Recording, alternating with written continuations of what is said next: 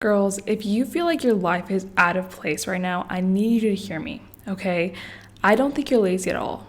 I think the real problem is you have no structure in your life. It's all living up here. And we need to jot it down. We need to write it down. You need strategy. You need structure. I think that's what's missing. And that's why I'm so excited for today's episode, because we're going to dive into that today. Before I do go over that, I want to introduce myself. Hi, my name is Daniela. Welcome to Elevate Your Path. And on here, I help women stop playing small and start elevating their lives. So if you are someone who loves faith, business mindset, and all the good things, then I hope you follow this podcast. I'm here to give you guys value that is necessary in this life so that you can grow into the woman that you've always wanted to become. Okay, I think a lot of women are missing mentorship in their own lives, and I hope that I'm able to be a good representation of a woman who is trying to reach after her better self every single day. And I want you guys to do the same. So before I even get into the strategy, I want to tell you guys why you feel so overwhelmed. Because you are handling a lot, okay? Because think about it, what's going on in here? You have all these goals, these desires, responsibilities, appointments, dreams, classes, work, all these different things that are cooped up in your mind. And what happens is that your brain stops being a space of creativity and it starts becoming a place for storage, literally a storage unit. And the problem is when you start living that way, everything feels heavier. The workout feels heavier because you didn't even decide what you wanted to do in that workout. The dream feels heavier because you have no plan attached to it. And after a while, life starts feeling really heavy. It feels unbearable. And it's not because you're incapable, but it's because your life is not organized enough to help you get to where you want to go. And that becomes a bottleneck in your life and it limits you. And that's where we need to start thinking more like high performers. They're not just about motivation or discipline. They're also all about structure. That right there is the key. They do not wake up in the morning and ask themselves, how do I feel today? What type of woman do I want to become? No, they build a life where the right decision is easier to make because they've created support for themselves before the moment actually arrives. They've prepared prior to the actual moment, to the day. And that's the part where most of us women are failing, not because we don't care, but because everything is scattered. And if everything is scattered, you're constantly going to be starting from chaos. You wake up trying to remember what matters, what you have to do for the next day, trying to figure out what to do first, or decide what you feel like showing up for, all these different things. And by the time you finally start moving, half of your energy has already been spent from negotiating with yourself. You've literally used the energy that should have been spent by doing the actual task that would have gotten you further to your goal. And the insight I'm giving you are things that high performers are doing every single day. Okay, this is how high performers think, and this is something that you need to listen to closely if you want to excel further in life. Strategy number 1 is to plan the night before. This is essential, okay? The night before matters so much. High performers, they don't wake up and ask, what should I do today? They already know what they need to do and they go do it. Doing the thing doesn't have to be complicated, but we complicate and delay the process with our indecision. So to avoid this, I recommend before bed every single day, grab your journal. If you don't have a journal, go buy a freaking journal. It doesn't even cost that much, okay? Don't have these excuses. Have something that you can physically write in. It's important to write in. Don't just have your phone, okay? Because your phone is also your distraction. You need something that's actually physical. That's something that I feel like has helped me. If I have something that I've written down, I'm more likely to get it done. Because if I just put it right in my notes, I'm going to get distracted by social media or by YouTube or all these different things. It's way more likely that I'm going to get the task done if I write it down in my journal because I've made a space for that. My space of execution or of focus is on what are the tasks listed in my journal. So there's a quote from James Clear that says, when making plans, think big. When making progress, think small. If you do not have your big plans jotted down yet, then you're missing the whole point of this, okay? So write down your big dreams, your big goals, and then break it down slowly, okay? I like to do this where I do monthly, where I'm like, okay, this month I want to do this, right? So how am I going to do that? And then every single week I sit down, usually on Sundays, and I have a whole time to myself and I write down, okay, what did I miss this week? What am I doing this week? What do I need to get better on? And I create an execution plan that is going to make me more likely to get the task done.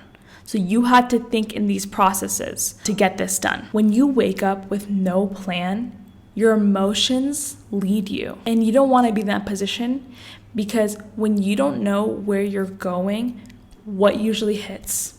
Anxiety. And that usually delays you from actually doing the task.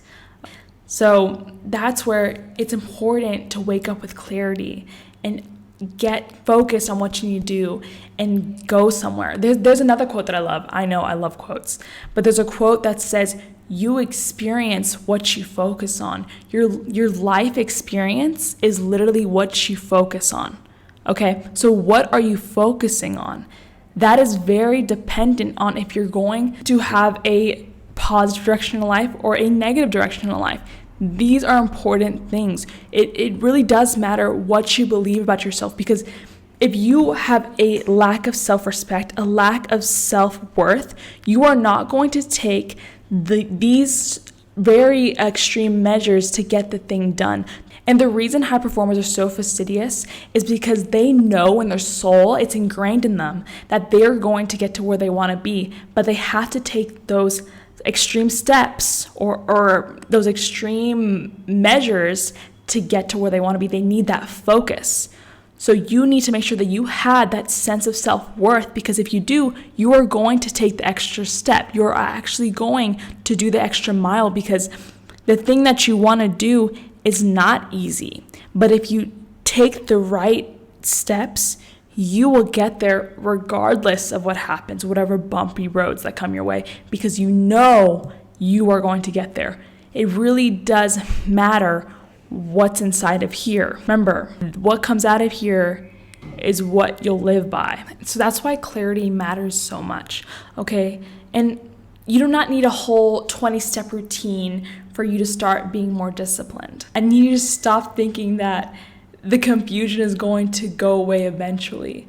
You have to take the steps to make it go away. And that means doing the boring things sometimes. Because tomorrow you is going to wake up with the same distractions, the same emotions, the same blockers and tendency to avoid discomfort, unless present you shows her what structure is, shows her what she actually can do. It relies on you. Okay. And once you start living that structured manner, I promise you, life is going to change. Because the shift is realizing that you need to stop living like discipline is going to appear out of thin air, okay? You need to start creating the conditions for discipline to actually show up in your life. You need to start doing that. Let's move on to strategy number 2. Now, this is where a lot of women accidentally lie to themselves, okay? Because we like to write down a to-do list, and usually when we write down a to-do list, we think, oh yeah, that's it. That's all I have to do. I did my part. That's the plan. But a to-do list and a plan are two different things. Because you can be jotting down things just to check it off, but it's not getting you closer to where you want to be.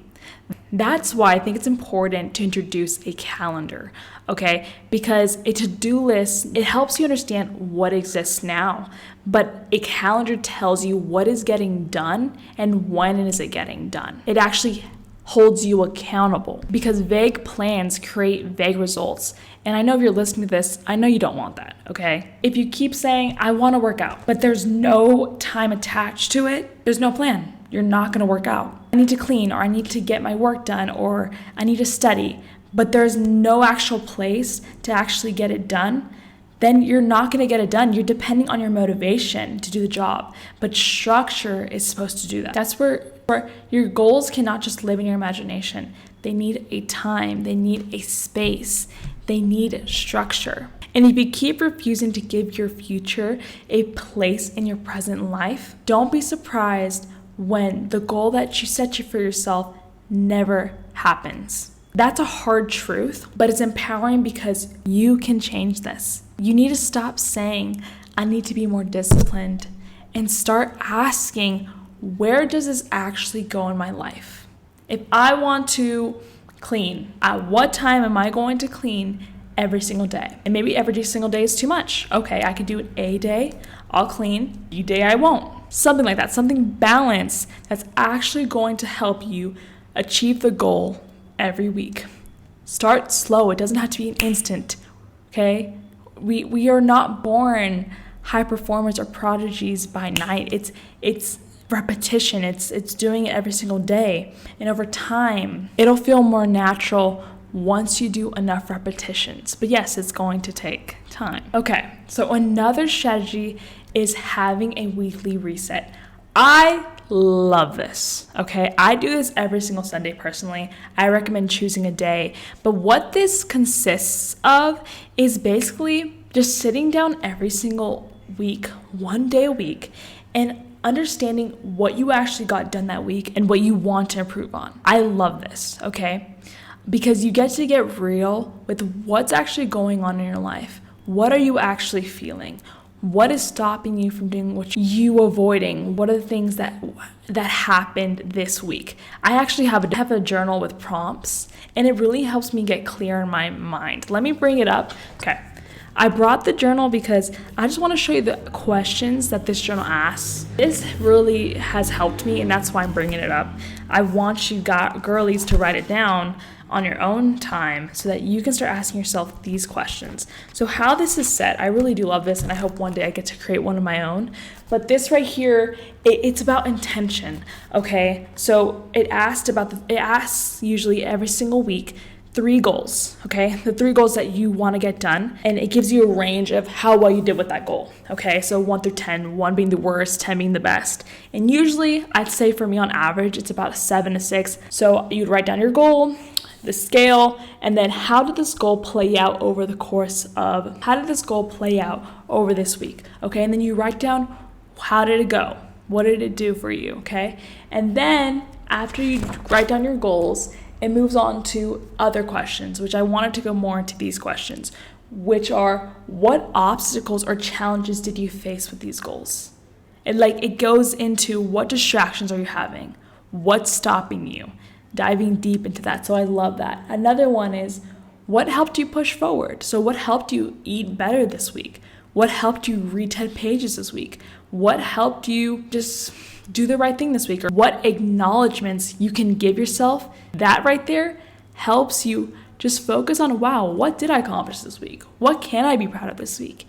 And it helps you give yourself a little bit of self-love, a little bit of mercy, understanding that you are doing good. Another one is, what thoughts have dominated your mind the most? Oof. What are you focusing on? And diving more into that. The last 2 are biggest learnings of this week. So what did you learn this week? Okay, and pondering more over that. And then the last thing is, one goal to focus on the next week. That's kind of this journal. I really do love it. I recommend it. It's called Intentions and Reflections, a guided journal for positivity and fresh perspectives. I don't know who this is from, but it's really good. I wish I could help out, but it's really good. I do recommend that you guys get a prompting journal. It does help with reflecting on your own things, because sometimes you need an outer perspective to really understand what's going on here internally, because that person has gone through what you've gone through, and they have a higher or a more experienced lens that can help you over time. Another one is called the 10-minute start. I love this so much, especially when we real with you guys. One thing I do struggle with is cleaning. I struggle with the cleaning, so this helps me out every single day. So I set a timer for 10 minutes and I clean. I'm not saying I'm perfect at this. I am not perfect at this. But I usually set a timer for cleaning because I'll be in my own zone. I'll be like, oh, I'm too busy. I can't do this right now. But if you just set a 10-minute timer, come on. You're going to get that task done so much easier. And what's so funny is that what makes a task so hard is the overthinking of it. It's not because of how hard the task is. It's the negativity and the stubbornness of, oh, I don't want to do this task, or the dwelling of negativity that makes this task so heavy. So that's why it's so important to go into anything with a lens of embrace and of positivity, because you're going to get the task done quicker and with a lighter load, like it's gonna feel less heavy. And that's what I like about it, because this doing the 10-minute start, it makes the task smaller than your fear. What this method is really about, it's about just starting imperfect. It's okay to be imperfect. No one got anywhere by being perfect, okay? To become someone is not being that person already. It's a journey of becoming that person over time. All the reps and the decisions and the bad experiences and all those different things that a person had to go through to do that. That's the process of success. And so this helps us, just like, I feel like this helps us forget the perfectness of a task and brings us back to just get the task done. Being perfect is not going to get you closer to the goal. Actually doing the work is going to get you closer to the goal. So start it. Just start. That's what I love about this method. It just makes you start without the sense of judgment, I'd say. Without this right here is the final strategy. And this one I know is going to impact us, okay? The method is called something weird. I'm not going to lie to you, but hear me out, okay? This right here is called the Butler method. Daniela, why the heck is it called the Butler method? Because think about it. There is a power in being your own butler, okay? We're not serving someone else right now. We're serving ourselves right now, okay? It sounds funny, and think about it. What does a butler do, okay? A butler prepares the environment for the person they are serving. They think ahead before a person walks into the room and removes unnecessary friction so that that person's day goes smoother, okay? I want us to do those things that I just said for ourselves. What if I was capable of avoiding the pain by preparing before the moment even arrived? I can do that. Like, that hit me. That's exactly what a butler does. And that's why this method is very, very powerful. This is the part that changed how I see discipline. I want to talk about something else. So I'm in a stage in my life where I am doing tasks for other people. I have a clientele, and I'm looking into how they have their businesses structured, right? And how they have these processes that helps them over time, okay? They're able to delegate things that they need done to developers or to whoever faster because they have things organized. They have an SOP, they have an SOW, right? All these they have these specific standards and rules set that help them prepare for what's coming next. And that right there, it hit me like, dang, if I just prepare before, it's going to help me later. It's going to help future me. And I'm not saying it's easy, because it really is not, but it's going to get easier as you move along, okay? It's about caring for the woman that you are becoming enough to make her life easier before she even gets there. And that is where real confidence starts growing. So really think about that. So those were my strategies. So remember, high performers make the right choice easier. Are you going to be a high performer? You need to decide that on your own, okay? Because it's going to take extra steps than the average person. It just is, okay? Once again, I want to repeat this. The difference between an average person and a high performer is that they do the things that most people won't do for their future selves. They care about themselves. They're protecting their future. They're protecting who they are becoming. They have the plan. They have the structure necessary for them to get to where they want to be. And they'll get there, I promise you. If you want to get to that same place, you need to set these boundaries. You need to set these rules for yourself. They plan before they're confused. They create systems before they need willpower. The difference is that they have stopped making the right choice so hard. They plan before they get confused. They decide before they become emotional. They create systems before they need the willpower. And that is what I want you to start doing. I don't want you to become robotic or anything, but I want you to build a life where you're not constantly working against the woman that you're trying to become. Your life is just naturally flowing into who you want to be. That is how easy the systems that you create in your life should be. So I need you to start studying your own life, okay? Where are you relying on motivation where you need structure?